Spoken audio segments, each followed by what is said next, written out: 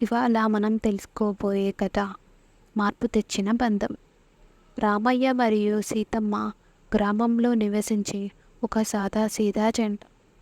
రామయ్య పొలంలో కష్టపడి పనిచేస్తుంటాడు. సీతమ్మ ఇంటి పనులను చూసుకుంటూ అనేక బాధ్యతలు నిర్వర్తిస్తుంది. వారిద్దరూ యువతిగా కొత్తగా పెళ్ళైనప్పుడు ఎన్నో ఆశలు కలలతో జీవితాన్ని ప్రారంభించారు.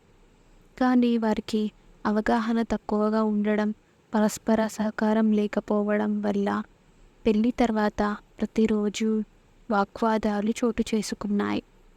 పెళ్లి మొదటి కొన్ని నెలల పాటు రామయ్య మరియు సీతమ్మ కొత్తగా పెళ్ళైన జంటగా ఆనందంగా గడిపారు.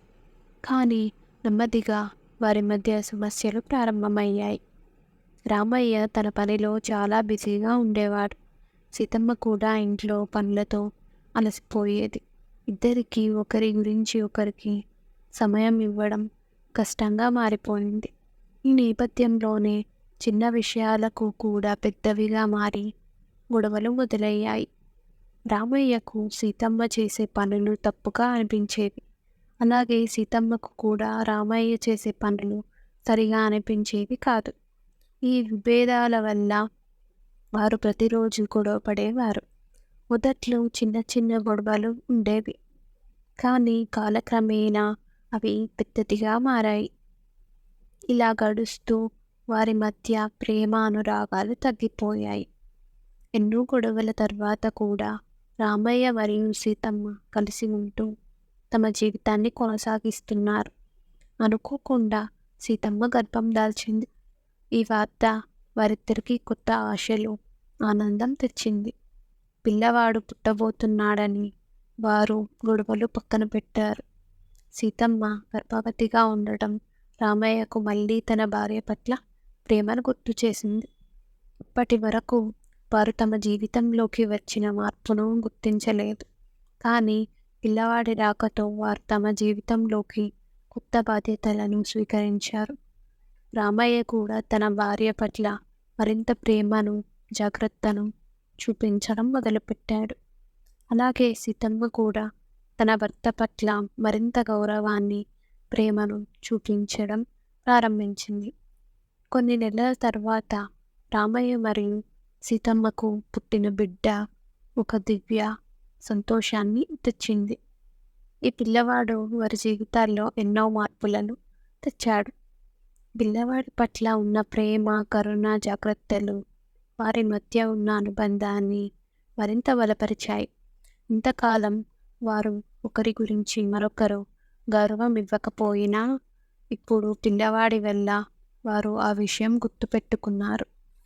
పిల్లవాడు వారి మధ్య అనేక విషయాలను పరిష్కరించే వంతెనగా మారాడు. పిల్లవాడి పెంపకం కోసం వారు గొడవలు పక్కన పెట్టారు.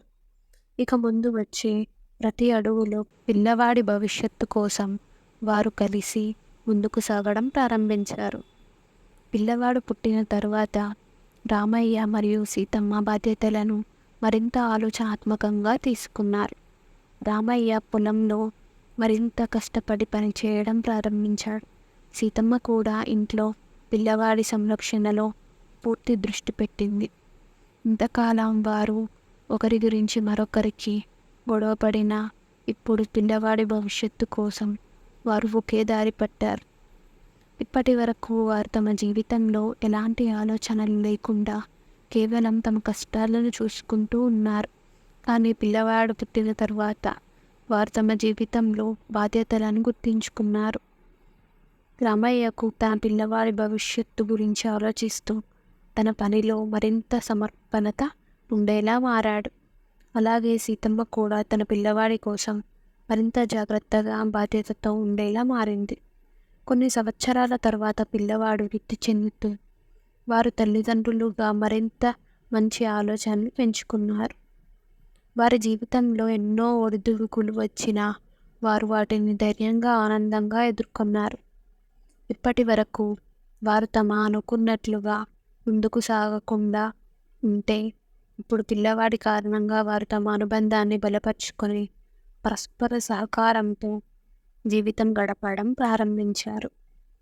పిల్లవాడి కారణంగా వారు తమ మధ్య ఉన్న అన్ని వాదనలను పక్కన పెట్టారు.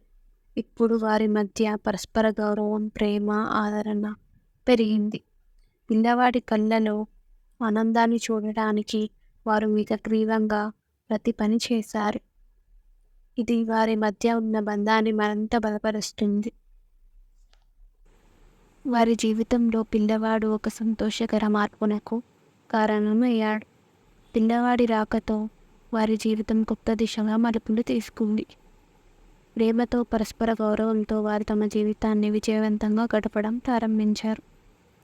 ఈ కథకు ముగింపు ఏమిటంటే, రామయ్య మరియు సీతమ్మ ఒక సాదాసీదా జంటగా ప్రారంభమై వారి మధ్య ఉన్న విభేదాలను పిల్లవాడి రాకతో అధిగమించి, పరస్పర గౌరవం మరియు ప్రేమతో కష్టాలను అధిగమించి తమ జీవితాన్ని ఆనందంగా గడిపారు. వారి పిల్లవాడు ఒక సంకల్పం, ఒక సమాధానం, ఒక మార్గం. ఈ కథ తల్లిదండ్రులకు కష్ట సమయంలో సహనంతో ఉండాలి, పరస్పర గౌరవం మరియు ప్రేమతో జీవితాన్ని గడపాలి అనే ఒక శ్రేష్టమైన సందేశాన్ని ఇస్తుంది.